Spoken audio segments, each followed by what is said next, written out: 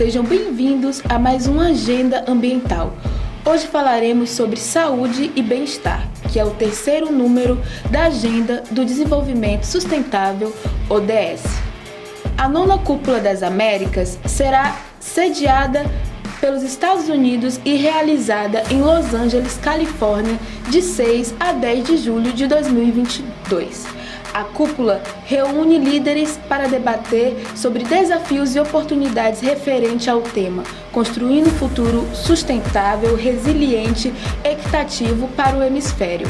Ariana Peno e Bruna Lima irão entrevistar o professor Brigagão, que é conselheiro estadual do Direito das Pessoas Idosas, e Eutália Barbosa, assistente social e servidora pública. Ítria Correia para a Agenda Ambiental.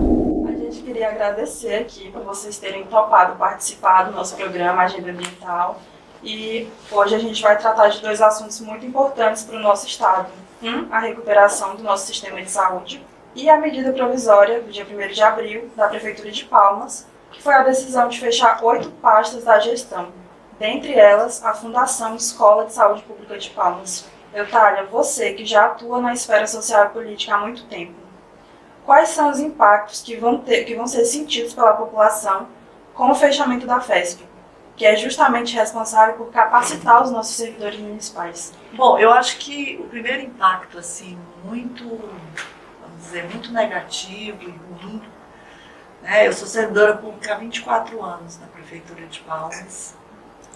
Estou num programa de residência que é gerido pela escola desde 2014. Então, acho que o primeiro impacto e o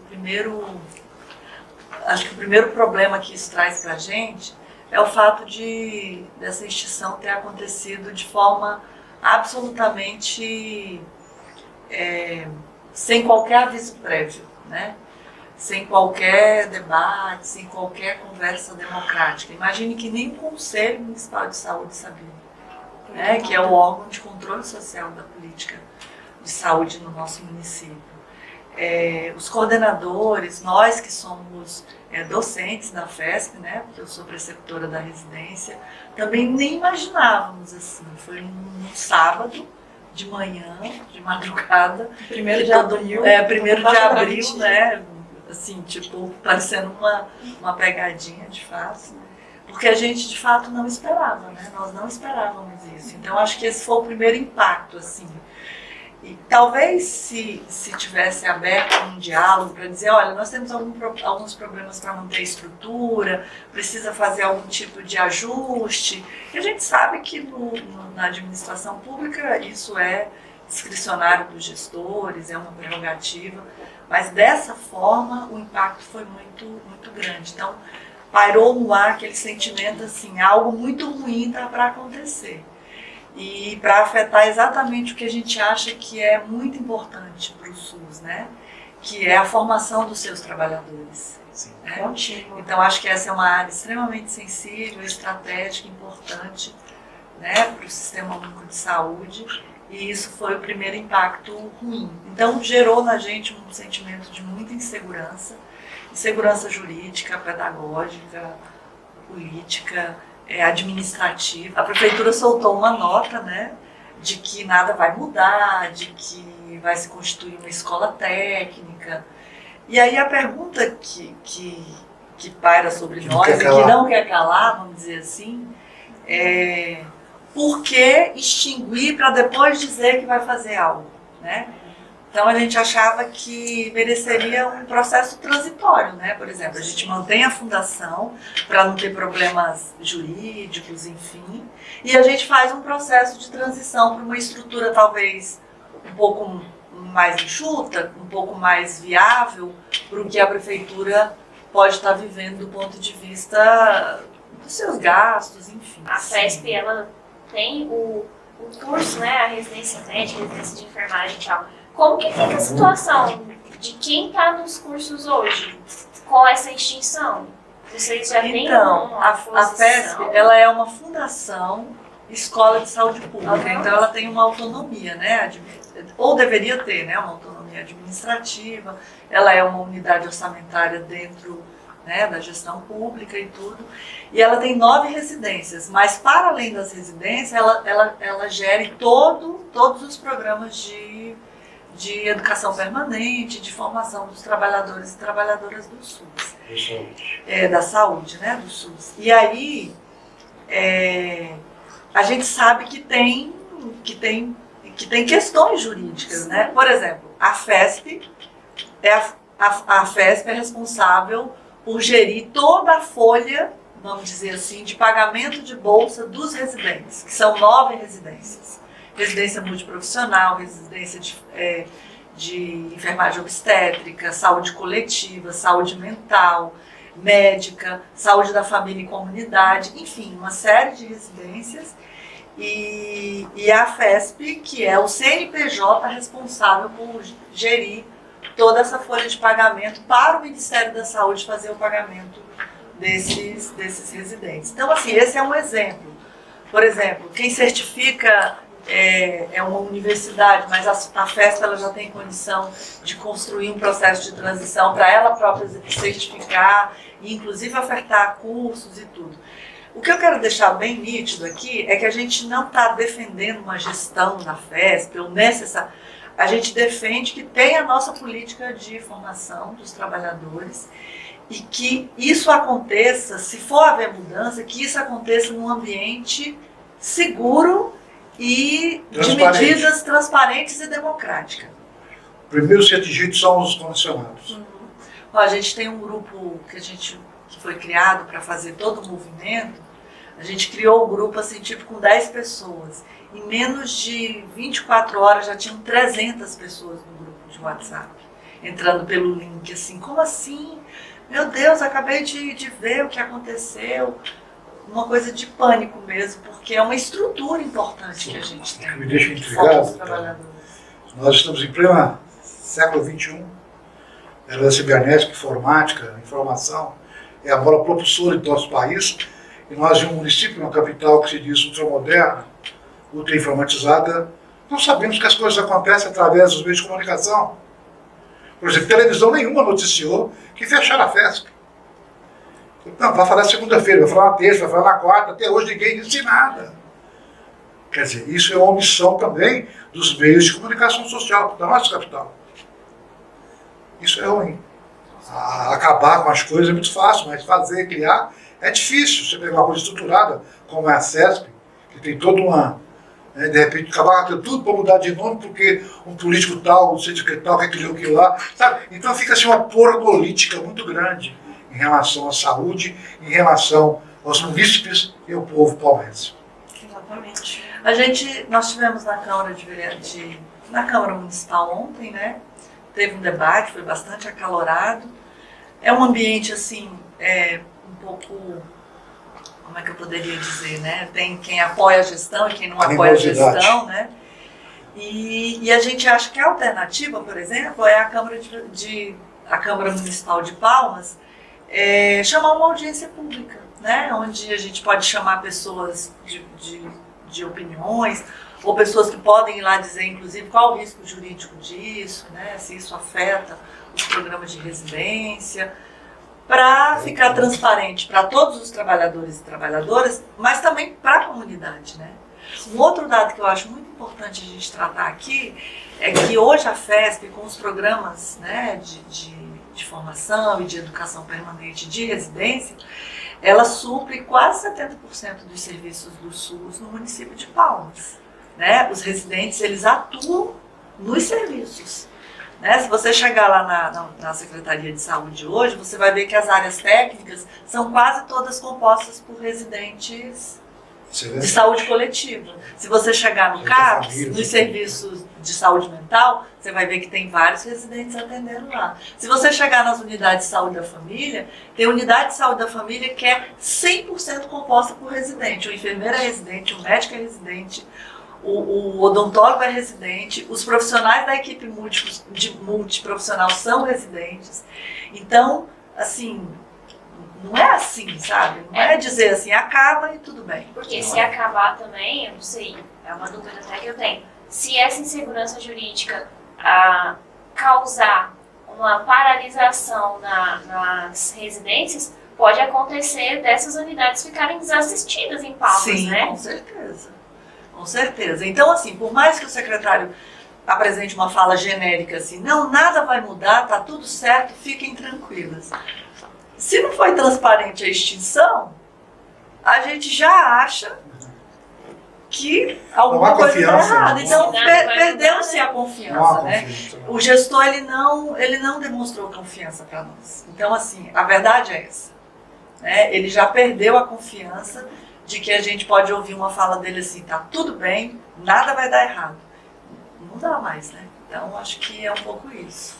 Eu queria fazer uma pergunta para vocês dois, que é sobre um caso que aconteceu há 2 meses atrás, dia 1º de fevereiro desse ano.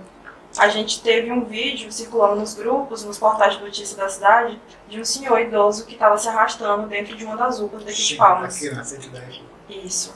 E não teve o auxílio dos profissionais que estavam ali presentes. Essa cultura da desassistência no SUS, que infelizmente acontece, a gente sabe, com frequência, ela se dá por quais motivos, na opinião de vocês? Pode falar. Na minha opinião, não sei se é opinião, né? Porque acho que no caso seria profissionalismo, né?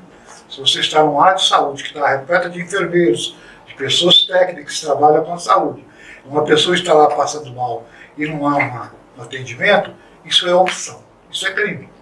Então é necessidade que haja uma fiscalização, que haja alguém que assuma esse compromisso.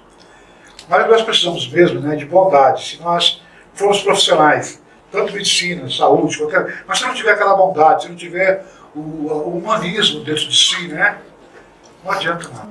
Mas vocês também entendem que, levando em consideração a alta demanda, o pouco pessoal que trabalha nas UPAs, isso também pode ter influenciado? É na região sul, lá em Taquaral. Então, assim, primeiro, eu não sou partidária do sensacionalismo, né? Desculpe, vocês são profissionais da área da comunicação, mas para nós que atuamos nas políticas públicas, eu prefiro muito mais que se debata criticamente e tenha uma responsabilidade com o debate referente aos serviços, porque assim, eu não caio muito nessa coisa do sensacionalismo da imprensa com relação aos serviços do SUS. Porque quase sempre parece que é para desqualificar o sistema. Sim. Então, acho que uma coisa é o sistema, né, que inclusive é modelo para o mundo. Nós temos uma legislação avançadíssima do ponto de vista do SUS. E outra coisa é uma gestão local de um serviço. São coisas absolutamente diferentes. Então, acho que a gente precisa dividir essas duas coisas. Então, quando você diz assim, o SUS não presta, o SUS, ele é isso... Eu já falo para as pessoas, não façam isso, porque nós estamos caindo no discurso privatista da saúde pública, nós estamos caindo no discurso de quem faz lobby para não ter mais serviço público e tudo for privatizado, porque realmente a saúde é um produto caro e tem muito interesse. Tem demanda e tem muito interesse privatista por trás de muito denuncismo que se faz contra o SUS. Eu sou trabalhadora do SUS, eu defendo o SUS.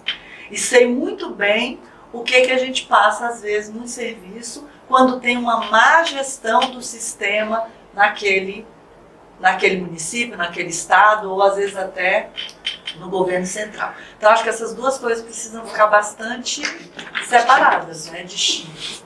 Eu não sei o que se passou naquele momento, né? Às vezes cenas são editadas, enfim. Mas o fato é que ali houve, sim, eu concordo com ele, que num serviço de saúde, para você trabalhar com saúde, eu não vou falar do amor nessa visão romantizada, né? Mas eu acho que você precisa ter um sentimento de empatia, de solidariedade, de compromisso ético, né? Eu acho que está muito mais pelo compromisso ético. Ninguém vai ver uma pessoa se arrastando no chão e você não vai... Mesmo eu, assistente social, eu acho que eu já ia ali, já pegava, já ajudava.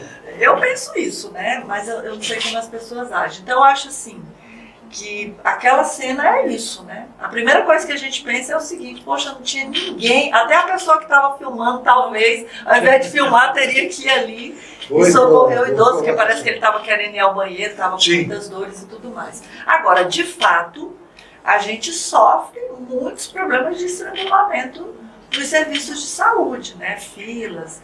Eu tenho histórias assim de coisas impactantes que eu poderia passar o resto da tarde aqui contando sobre violência obstétrica, sobre mulheres que estão em fila de cirurgia ginecológica em situação gritante, que estão há 5 anos aguardando uma cirurgia e que as pessoas acham que é uma coisa de nada. Então a gente tem situações muito, muito, muito complexas e absurdas que os usuários do sistema público de saúde vivem. O SUS em Palmas, por incrível que pareça, né, graças a pessoas como Eutália, pessoas como outras aí, que defendem o SUS como líder, então ele tem um atendimento pleno aqui em Palmas. Eu fui agora fazer um trabalho pela OPAS, Organização Pan-Americana de Saúde, em Bambuí, uma colônia de pessoas atingidas pela hanseníase. Eu tenho CDI, então eu tenho que fazer revisão cardíaca 6 em 6 meses. Eu não encontrei em Uberaba, eu não encontrei em Uberlândia, em Belo Horizonte, nenhum radiologista pelo SUS. Eu tinha que pagar. Se eu fizesse pelo SUS, tinha que esperar 3, 4 meses. Mas como? Por que isso? Não, porque então a terceirização do SUS começa dessa forma aí. Não atender as pessoas, aí as pessoas procuram um médico, é que vai esquecendo, lá em Brasília você não consegue quase nada mais pelo SUS. Belo Horizonte também, as capitais estão fazendo, estão terceirizando, só que estão esquecendo que a população brasileira é pobre. A população brasileira não tem dinheiro para bancar hospitais. Então eu vejo o pobre aí levantando bandeira, vejo o pobre defendendo a privatização do SUS, vejo pessoas, depois mais na frente, ele vai sentir falta, porque a medicina ela é caríssima. E nós temos, como a Eutália disse ainda há pouco, né, um exemplo mundial. Nem os Estados Unidos têm essa perfeição que nós temos, que é o Sistema Único de Saúde. Esse é que não ia estar mesmo. Então acho que nós precisamos muito, né, se conscientizar de que o SUS é um sistema que atende o brasileiro, principalmente as pessoas com mais necessidades financeiras, recursos pagos, que é a maioria dos brasileiros. A Eutália falou sobre a situação de quem está na fila, né? Fila de cirurgias e tal, que a gente tem um problema no Tocantins que não é de hoje, há bastante tempo isso existe. E aí, eu queria entrar no caso da judicialização para leitos. Que a gente teve um caso recente de um idoso em Araguaína, um idoso morador de rua, que inclusive ganhou, porque eles entraram na justiça, ele ganhou o direito ao leito de UTI, porque ele está com um problema de rins, né? Um problema renal gravíssimo. E mesmo tendo ganhado, ele não consegue transferir para ele. Aí assim, eu queria perguntar principalmente pro Brigagão, que é conselheiro da pessoa idosa aqui no Tocantins, se ele acha, a palavra nem acha, se na sua visão, o fato dele ser morador de rua contribuiu mais para esse descaso na transferência dele para um leito de UTI, ou se isso, no grande esquema da falta de leitos, é só um detalhe? Vamos fazer uma análise bem assim, lógica da coisa. Se você andar por Palmas, você vai encontrar em frente às casas latinhas com água, com ração, para cachorros, gatos de rua. Quem já viu por aí? Quem já viu? Está botado por aí. Minha quadra é cheia. É cheia, então gatinho, é ração cara, né? Aquelas ração cara. Se você andar mais um pouquinho, você vai ver animaizinhos sendo parados, gatinhos, canis, gatinho, tudo. Centro de zoonose enorme, né? Para atender os bichinhos, né? Que está correto. E sim, perfeito, não é corretíssimo. Sim. Mas se você olhar mais um pouquinho, você vai ver idoso jogado na rua, sem ter onde dormir. Vai ver idoso sem ter dinheiro para comprar o remédio. Vai ver idoso todo sujo de fezes, todo jogado na rua, porque ninguém quer amparar aquele ser humano, aquele pobre. Não tem uma latinha para ele comer uma raçãozinha. É um idoso, um ser humano que viveu, que ajudou a construir esse país, que um dia foi o alicerce desse país. Talvez com uma coisa romântica, mas é uma coisa real. Nós precisamos acordar que ser idoso não tira o direito de viver, não. Ele só apenas envelheceu. a mente, a vida continua plena para nós. Você não tem saída nessa vida. Você tem duas opções. Ou você morre, ou você envelhece. Você não tem outra saída. Então, envelhecer com dignidade é um privilégio. E o que é dignidade? É ter uma vida saudável, é ter, enfim, tudo aquilo, né? Se você vê a população que mais cresce no planeta, é a população de idosos. E não tem nada para esse povo. Não tem uma roupa, não tem um sapato, não tem um perfume, não tem nada. É o que mais cresce. E eles ganham os seus salários. O idoso não é inútil, nunca foi. O FPM da prefeitura é menos. O que os idosos recebem de aposentadoria aqui em Palmas é o dobro do FPM municipal. Esse dinheiro é gasto em Palmas, no comércio de Palmas, na nossa região. E não tem sequer uma LPI ou uma casa, né, de repouso para as pessoas de rua. Como tem o Centro Zoonose, como tem o Gatil, como tem lá o Canil. Não tem o Omanil, o Pessoalzil, o Idosil. Então, é bem esquisita essa comparação. Então, nós gostaríamos muito que isso fosse real. Porque os animais estão tendo mais atenção do que o ser humano. Embora eu não sou contra os animais. Eu só queria que houvesse uma relação que o ser humano, o principal animal desse planeta, chama-se homem. Tá, eu entendi seu questionamento. Você quer meio que comparar por que a gente se compadece por um animal e não por um ser humano. É Sim, isso, né? Que isso. você quer dizer. Certo. A gente também Eu acho que tem uma comparação melhor. Sim, mas fica à vontade de fazer a sua. Tem uma pergunta que eu queria Porque a fazer. gente tem tanta concentração de renda e tantas pessoas. Ah, lógico. Na verdade, esse é o cerne Essa do é a grande- problema, né? Essa é a grande concentração contradição. de renda que é o que traz o problema. Mas essas As outras conversas de coisas concentração de renda, isso é sintomas. muito. Eu tenho que falar, gente, aquilo que está afetando de imediatamente o idoso. Ah, porque a concentração de renda que vai para o PIB, blá, blá, blá, blá, é muito bonito isso.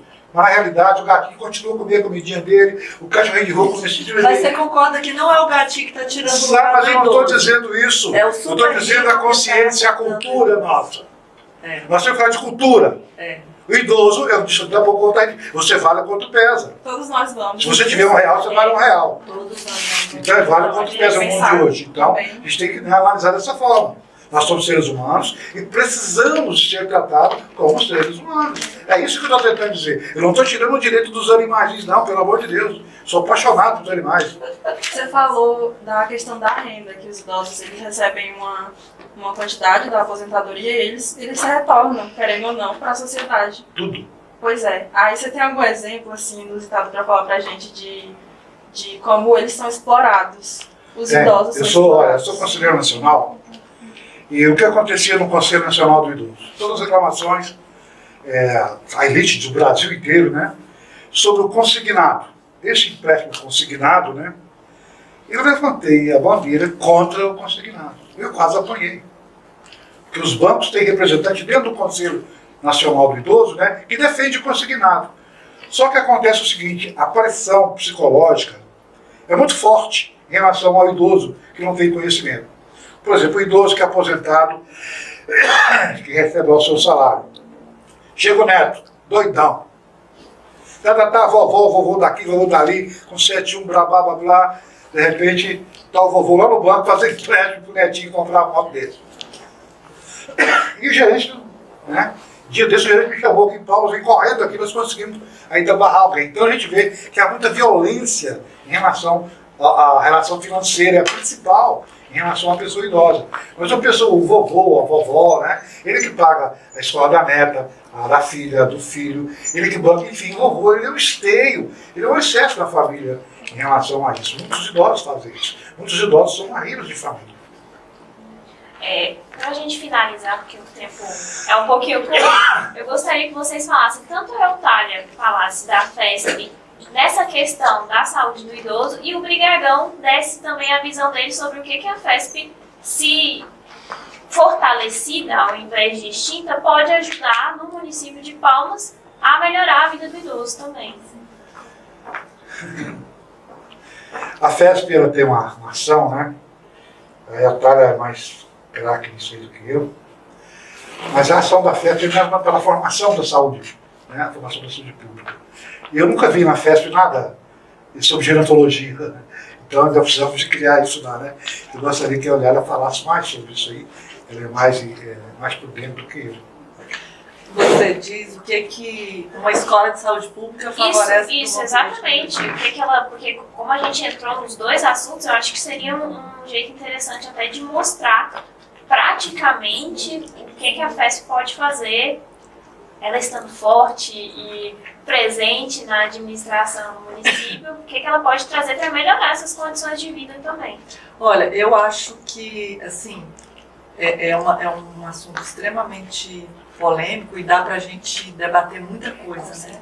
Porque não dá para a gente olhar de uma forma muito resumida, né? Eu acho que tem uma questão mais ampla. Mas assim, Palmas hoje, ela é bastante ineficiente numa rede de proteção à pessoa idosa. Você quase não vê nenhum tipo de serviço para essa população. E como ele diz, né, a população idosa ela não está morta, né? As pessoas precisam continuar vivendo. Mas como a gente vive num mundo, né, onde o seu sistema produtivo, nós só valemos enquanto nós estamos produzindo, enquanto a gente é força de trabalho, então a força de trabalho que não é mais, ela acaba sendo descartada, né? E aí, obviamente, a gente precisa de um sistema de proteção que garanta a dignidade para essas pessoas, porque o fundo público ele é financiado por nós mesmos, né? E como ele disse, né, os idosos gastam sua aposentadoria no comércio local, então eles movimentam a economia. Se você for fazer uma avaliação aí de todos os salários e os proventos, ele tem uma relação forte, já que vamos falar disso, né? E a FESP, como ela é uma escola de saúde pública e ela vai formar os seus trabalhadores, né, inclusive nas políticas do ciclo de vida e tudo mais, então acho que a contribuição para a saúde do idoso ela é absolutamente necessária. Essencial. E é com essa mensagem que a gente finaliza aqui a nossa conversa. E a gente espera que essa medida provisória não vá adiante, né? Que a gente consiga melhorar um pouco mais a vida da população palmense.